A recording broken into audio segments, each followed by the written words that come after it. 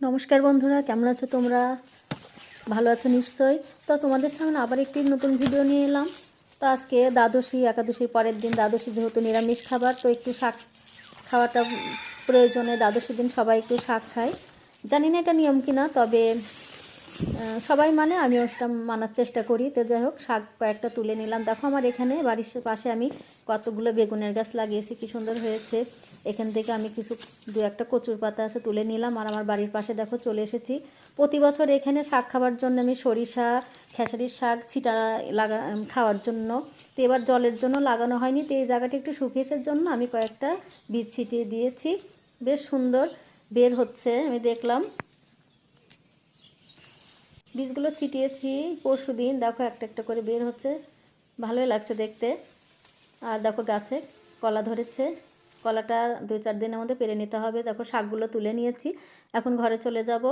অনেকগুলো শাকই তুলে নিয়েছি। আমি আসলে শাক রান্না করলে এভাবে বাড়ির পাশের থেকে আর আমার ছাদের থেকে তুলি।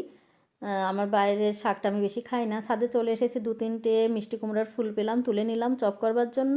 শাকগুলো বাগান এবার ঘরে চলে এসেছি, আর আমার বাড়ির পাশে থেকে তুললাম। আসলে এই শাকগুলো বিভিন্ন রকম শাক মিশিয়ে রান্না করলে কিন্তু খুবই টেস্টি হয়। তো শাকগুলো এখন একটু বেছে নিচ্ছি, তারপর আমি রান্না করব।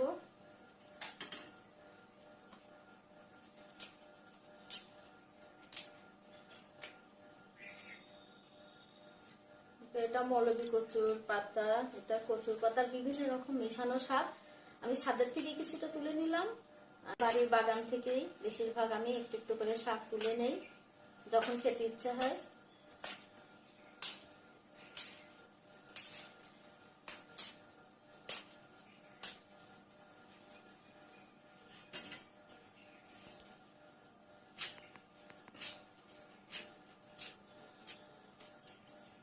শাক জিনিসটা অল্পই ভালো লাগে, রান্না করলে টেস্ট হয়।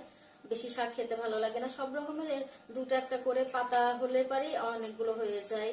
শাক একবার ভাজবো, একবারই খাবো, ভালো লাগবে খেতে। আর আমি ছাদে বা বাড়ির পাশে এটা ওটা হয়তো লাগাই, সেগুলো থেকে এটা একটু এটা একটু এভাবে নিলে পারি অনেকগুলো শাক হয়ে যায়, একবার খাওয়ার মতো হয়ে যায়। তো আজকে বিভিন্ন রকম শাকই নিলাম, আজকে সব রকম শাক মিশিয়ে আজকে রান্না করব। ফ্যানের কাছে বসে শাকটা বেছে নিয়ে রান্নাঘরে চলে এলাম। দেখো কি কি রান্না করছি। শাক ভাজি করব, ফুলকপি, আলু, সিম, বিভিন্ন তরকারি দিয়ে আমি কালার ডাউল দিয়ে একটা সবজি রান্না করব। আজকে নিরামিষ খাবার, ডাউল রান্না করব না আজকে, তো এটা করছি। আর এই দেখো মিষ্টি কুমড়া 2-3টে ফুল চপ করব, পটল ভাজা কেটে নিয়েছি, আলু ভাজা কেটে নিয়েছি, আজকে এগুলোই রান্না করব। পটল আর আলুটা কেটে নিয়েছি, সেটাতে আমি হলুদ লবণ মাখিয়ে নিচ্ছি ভাজা করবার জন্য। তরকারিটা চুলাই দিয়েছি হওয়ার মধ্যে।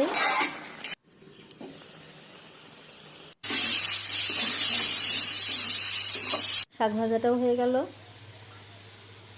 তরকারিটাও হয়ে গিয়েছে। তো বন্ধুরা দেখো রান্নাটা মোটামুটি কমপ্লিট, এখন খেতে দেব। তো আজকে তোমার দাদাবাবু খাবার নিয়ে যায়নি, দুপুরে খেতে এসেছে বাসায়, সবাইকে একসঙ্গে খেতে দেব। এই ফাঁকে দেখছি নিরামিষ খাবারের দিন আমার ছোটো বাবা এসেছে। তো যাই হোক, ও তো ডিম ছাড়া খায় না, আজকে নিরামিষই খাবে। খাও। বিকেলে ছাদে চলে এসেছি, দেখো চারিদিকে কেমন একটা কুয়াশা কুয়াশা ভাব পড়েছে, একটু পরে সন্ধ্যা হয়ে যাবে। আর দেখো আবার আকাশে চাঁদও উঠেছে। তো বন্ধুরা ভিডিওটা তোমাদের কেমন লেগেছে অবশ্যই জানাবে। পরবর্তী ভিডিও